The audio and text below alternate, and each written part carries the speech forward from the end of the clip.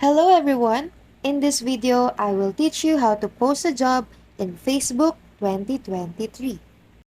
But first, let us open the application. To reach a larger audience, just join two Facebook groups wherein they post job offers or job hunts.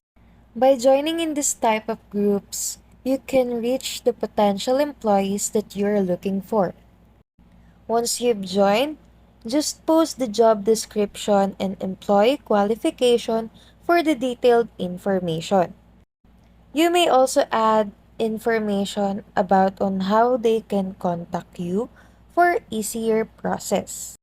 Just patiently wait for interested applicants and you're ready to go. That's how easy and fast it is. Don't forget to like, share, and subscribe for more tutorials. Thank you for watching.